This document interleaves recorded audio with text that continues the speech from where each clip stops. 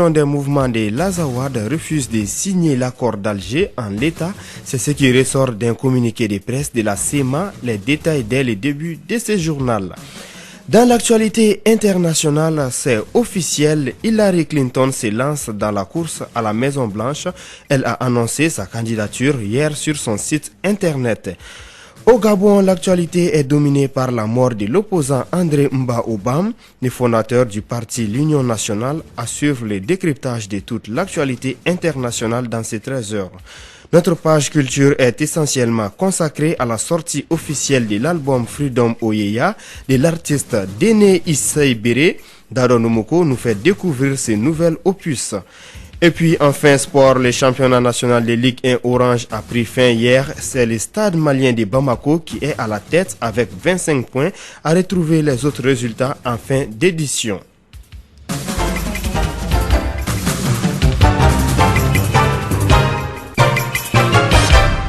Bonjour et bienvenue à cette deuxième édition de Clédou Info. Je vous le disais tantôt, la coordination des mouvements de l'Azawad ne signera pas l'accord d'Alger en l'état. C'est ce qui ressort d'un communiqué de presse de la CEMA. Cela contrairement aux correspondances envoyées par la médiation algérienne invitant les différentes parties à une cérémonie de paraphe de l'accord d'Alger à la CEMA le 15 avril prochain. Malgré cette décision de la CEMA, les Maliens ne veulent pas baisser les bras car la paix est l'affaire de tous. Kassim Traoré nous en dit plus. La décision de la CEMA n'est point une surprise pour les acteurs de la société civile malienne, car tôt ou tard, ils vont parapher l'accord d'Alger 2015. Sidi El Mehdi Al-Baka, ressortissant de Kidal. Nous allons servir de relais partout où besoin sera pour dire à tous nos frères du Mali que rien ne vaut la paix et que ce Mali restera un et indivisible, donc il ne sert absolument à rien de créer des problèmes là où il n'y en a pas. S'il y a des problèmes de développement à Kidal, il y en a aussi à Kangaba, il y en a à Kaï, mais il faudrait qu'on se donne les mains pour relever le défi. La décision de la coordination du mouvement de l'Azawad est surtout motivée par les ambitions du MNLA qui se bat depuis le début de la crise pour la division du Mali. C'est ce que nous explique Sidi Mohamed Ishrach de Tessalit. C'est que les populations du Nord, toutes ethnies ou groupes culturels confondus, n'ont pas demandé au MNLA de lutter pour elles, ni pour l'indépendance, ni pour le fédéralisme, ni pour l'autonomie. Le MNLA agit pour lui-même. À la limite, je dirais que s'il a des commanditaires, il agit de concert avec ses commanditaires. Il y a peut-être un bras derrière, il faut chercher, il faut essayer de comprendre. Pour le secrétaire général du Front populaire de l'Azawad, FPA, l'État n'est pas à la division, mais à l'union autour du Mali. Hassan El Mehdi dit Jimmy les rebelles. C'est de dépasser ce stade de stagnation qui ne permet à personne d'aller vers l'avant. Le Mali a besoin de tous ses enfants, de tous ses fils, qu'il résout ses problèmes et qu'il rebâtisse ce que nous tous nous avons détruit. Tout le monde va aller d'abord vers la raison. En tout cas, les Maliens souhaitent la paix, car l'insécurité est en train de gagner tous les pays. Même ce dimanche 12 avril 2015, un véhicule de l'armée malienne a sauté sur une mine entre Djabali et Nyono. Le bilan est de 2 morts et 3 blessés. Les blessés sont actuellement en traitement au niveau de l'hôpital régional de Ségou. Merci Kassim Traoré. Les jeunes de la plateforme Antesson, en collaboration avec la MINUSMA, ont organisé un atelier sur les vivre ensemble. Ils ont échangé sur l'accord d'Alger, les retours des déplacés et réfugiés. Écoutons quelques participants au cours de cet atelier. Le vivre ensemble, c'est d'aimer notre pays, de travailler à sa stabilité, à sa paix sociale, à son essor économique et à son respect dans le concert des nations. C'est pour cela que la jeunesse du Mali est unie au sein de Antesson pour bouter hors de chez nous la haine, l'exclusion, l'intolérance et Puis vous avez l'accord de paix de Alger qui a été paraphé par certaines des parties prenantes et qui attendent d'être signé. Il n'arrivera pas non plus dans aucun pays de la CEDEAO. Il n'y aura jamais d'État adoubé à l'État mali. C'est ça le sort de la CEDEAO. Et nous nous plaisons de partager avec vous ce moment très important parce que vous seriez les vecteurs de communication. Vous seriez le vecteur de transmission pour dire qu'il s'agit d'un Mali unitaire. C'est comment faire pour que la vie commune ne soit entachée par les stigmates du passé. Il existe des mécanismes traditionnels de réponse dans les conventions locales qui sauvegardent les liens essentiels et réparent les fissures, permettant aux uns et aux autres de continuer à vivre côte à côte. Actualité à Ségou, un nouveau bureau régional du cadre de concertation des femmes des partis politiques vient de voir le jour ce week-end. També Saran Sangaré du Rassemblement pour le Mali, RPM, est désormais la présidente de ce bureau de 12 membres. Les points depuis Ségou avec Douba Dameli. Organisé par le cadre de concertation des femmes des partis politiques du Mali, cet atelier d'une demi-journée à Ségou était le début d'une réorganisation de l'animation politique des femmes des partis politiques à Ségou. Safiatou Haïdara, cadre de concertation des femmes des partis politiques au Mali. Le cadre de concertation des femmes des partis politiques a pour mission, entre autres, de créer une véritable solidarité entre les femmes des partis politiques du Mali, de créer un espace d'échange et de réflexion qui vise à défendre des droits et des intérêts des femmes de tous les partis politiques. Selon le représentant de la direction régionale de la promotion de la femme, de l'enfant et de la famille, Danzene Koulibaly, il ne s'agit pas de mettre en place un bureau, mais de pouvoir le rendre fonctionnel. Les femmes de Ségou, par rapport surtout les femmes politiques, sont confrontées à d'énormes difficultés. Ce problème serait résolu si, comme on l'a dit, la mise en place d'un cadre de concertation est un acte, mais le rendre fonctionnel est un autre. Il s'agit là donc d'une nouvelle disposition de sauvegarde des droits et intérêts des femmes des partis politiques à Ségou. Sékou Touré, préfet adjoint de Ségou. Il y a lieu de rappeler que c'est un véritable espace d'échange visant exclusivement la défense des droits et des intérêts des femmes, de toutes les femmes, sans exception, militantes ou pas, dans les instances de partis politiques. Il faut noter que le cadre de concertation des femmes des partis politiques au Mali est accompagné dans ses actions par l'ONU Femmes et le ministère de la promotion de la femme, de l'enfant et de la famille. Depuis Ségou, Douba Dambélé pour la radio Clédou. Sur un tout autre sujet, le projet Tous et Chacun, en partenariat avec Save the Children, a initié une caravane de sensibilisation à Séléngué sur la maladie à virus Ebola, une manière d'informer la population des zones à grand risque sur les mesures de prévention contre Ebola. Les points avec Fanta Diakité. Depuis que le Mali a été annoncé libéré de la maladie à virus Ebola, la majeure partie de la population malienne a baissé la garde. De l'intérêt de cette caravane d'information et de sensibilisation dans les zones à grand risque au Mali. Dr Binta Keita, directrice nationale de la santé. C'est pour cette initiative prise par nos partenaires techniques et financiers d'aller vers les districts frontaliers avec la Guinée pour sensibiliser la population à ne pas baisser les bras, à renforcer les mesures de prévention contre la maladie à virus Ebola. Au cours de cette caravane, des émissions à grand public ont été organisées pour mieux sensibiliser la population de Séléngué. Salif Kone, représentant de Save the Children dans le district sanitaire de Séléngué. On a constaté que quand on pose la question, les questions sont plus ou moins bien répondues. Ça veut dire que les gens connaissent un peu surtout les mesures de prévention et les signes de la maladie. Mais je vois en tout cas que c'est toujours important de multiplier les activités de sensibilisation puisque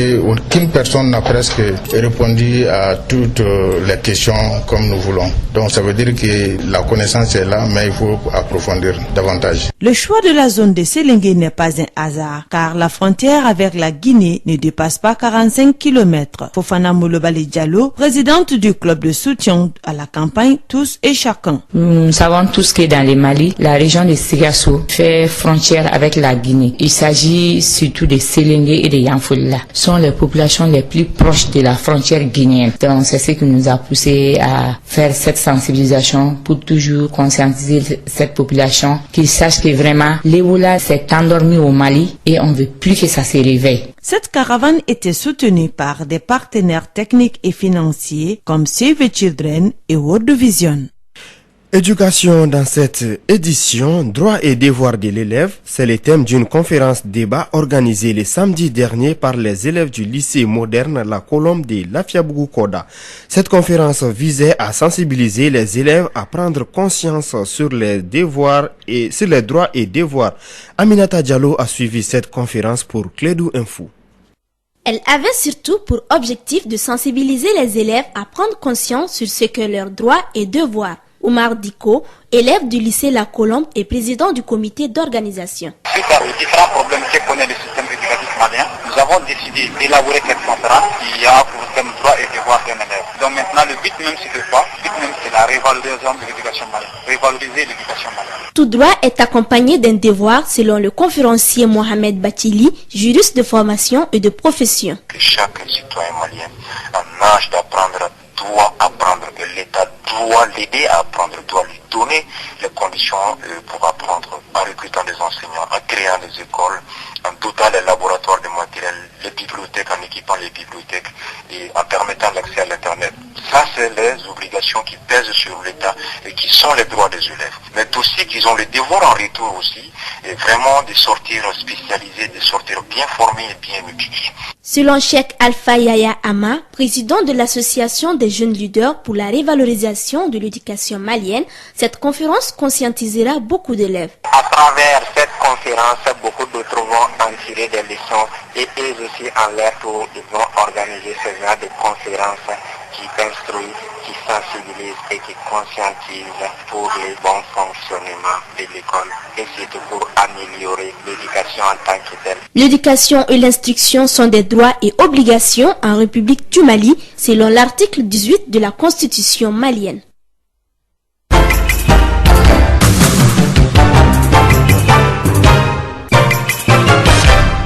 À présent, la page Inter avec moi sur ces plateaux. Moussa Papa Aïdara, bonjour. Bonjour Arunaba. Au Gabon, la mort de l'opposant André Mba Obam a coulé beaucoup d'encre à Libreville. L'opposant gabonais André Mba Obam s'est éteint hier à l'âge de 57 ans. Fondateur du parti L'Union Nationale, il était passé dans l'opposition après avoir été un des ministres d'Omar Bongo, père de l'actuel président Ali Bongo. André Mba Obam s'est éteint à Yaoundé au Cameroun, où il était soigné depuis plusieurs jours. Cette annonce a provoqué des violences à Libreville, mais ce matin, la ville paraît calme. La circulation est normale, y compris devant l'ambassade du Bénin, désormais en ruine. Moussa Papaïdara, parle-nous de la panique à l'université de Nairobi au Kenya. Après l'attaque du 2 avril, on compte aujourd'hui encore un mort et 150 blessés. Expliquez-nous. 2 semaines après le massacre commis à l'université de Garissa par des djihadistes somaliens, le Kenya reste traumatisé. Un étudiant est mort et 150 se sont blessés hier 12 avril à cause de l'explosion d'un câble électrique. Se croyant attaqués, certains des étudiants sautent à moitié endormis par les fenêtres des chambres de la résidence universitaire. Ils sautent parfois depuis le 5e étage. Au rez-de-chaussée du bâtiment principal, une foule d'étudiants hurlant en criant sort dans une bousculade où plusieurs personnes sont piétinées, d'où le bilan des morts et 150 blessés. Élection au Soudan, mais une élection sans grand suspense. Les bureaux de vote ont ouvert au Soudan où près de 13 millions d'électeurs doivent se rendre aux urnes à partir de ce lundi et durant 3 jours pour élire leur président, mais aussi leurs députés et les responsables de région. Un scrutin sans surprise attendu qui devrait perpétuer le règne du président Omar El-Béchir. Au pouvoir depuis 26 ans, Omar El-Béchir, 71 ans, brigue un nouveau mandat de 5 ans. L'opposition a en effet annoncé le boycottage. Moussa Papa, hors du continent à présent, aux États-Unis, Hillary Clinton se lance dans la course à la Maison-Blanche. Et oui, dans un message vidéo adressé aux Américains, l'ancienne première dame des États-Unis, devenue ensuite secrétaire d'État pendant le premier mandat de Barack Obama, a annoncé hier, dimanche, sa candidature à l'investiture démocrate pour l'élection présidentielle de novembre 2016. Hillary Clinton est la première démocrate à s'engager dans la course à la Maison-Blanche. Après des mois de faux suspense, la campagne d'Hillary Clinton a été lancée sur son site internet, la même méthode qu'en 2007, mais avec un ton tout à fait différent. Merci Moussa Papa Aïdara pour toutes ces informations.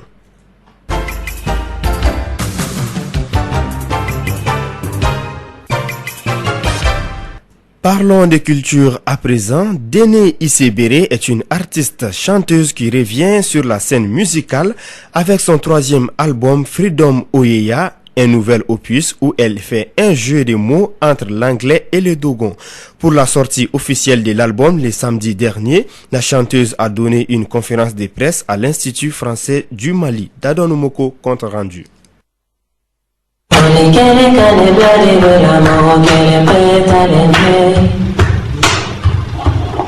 Cette nouvelle chanson, c'est sur l'album Freedom Oyeye de Déné Issebri. Après 10 années d'absence, la chanteuse Dogon nous revient avec ce qu'elle appelle Ma Liberté. Un nom qui n'est pas fortuit selon l'artiste. Déné Issebri, artiste-chanteuse. Après 10 ans d'absence, je me suis permis, par exemple, de faire du reggae. Vous allez entendre du hip-hop. Vous allez entendre de la musique traditionnelle malienne. Vous allez entendre des rythmes Dogon. Vous allez entendre plein de choses. D'où la liberté. Comme tout artiste, Déné Issebri se sent concerné par les problèmes actuels que vivent les gens à travers le monde. D'où la chanson Freedom comme titre phare dans ce nouvel album. Déné Issebri, artiste-chanteuse. Dans la chanson, je dis, quelque part sur cette planète, il doit y avoir un endroit où la liberté de vivre en paix, tranquillement, sans souci, sans avoir de problème, existe. Mais de problème, je veux dire, de problème de guerre et puis de problème de mésentente entre les êtres humains. Financé par la coopération suisse au Mali, ce nouvel album de Déné Issebri, composé de 10 titres, est désormais disponible sur le marché malien et sur toutes les plateformes de téléchargement numérique. Sport dans cette édition, je vous le disais, le stade malien de Bamako prend la tête du championnat national de Ligue 1 Orange avec désormais 25 points devant les CSD 23 points après la 12e journée qui a pris fin hier. Ces deux équipes se sont imposées respectivement à l'AS Police 2-1 et l'ASB 2-0. Pour les autres résultats de cette 12e journée, les Djoliba a battu l'Avenir de Tombouctou 2-0. Les Mamaïra AC et les COB ont fait match nul 1-partout. Victoire du CSK sur la Somme 1-0. L'USFAS a été battu par l'AS Real 3-1. Les 11 créateurs et l'AS Bakaridjan ont fait match nul 2-partout. Enfin, Niana et Savana de Mopti se sont séparés 1-partout au stade Mamadou Diarra HD Koulikoro. Les éliminatoires pour les tournois de football des Jeux africains 2015 se sont achevés ce week-end. Le Mali est éliminé sur les deux fronts. Chez les hommes, le Mali est tombé face au Sénégal. Hier, les deux équipes ont fait match nul, 1-partout à Dakar. À l'aller, les Sénégalais avaient tenu les Maliens en échec 2-partout. Chez les dames, les Maliennes ont été sévèrement balayées par les Nigérianes 8-0 à Lagos. Avant de nous quitter, un clin d'œil à la météo. Il fait actuellement 34 degrés à Bamako. La maximale attendue au cours de cette journée est de 40 degrés et la minimale 21.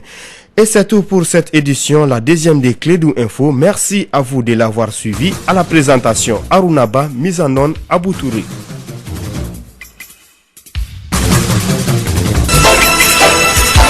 Radio Clédou,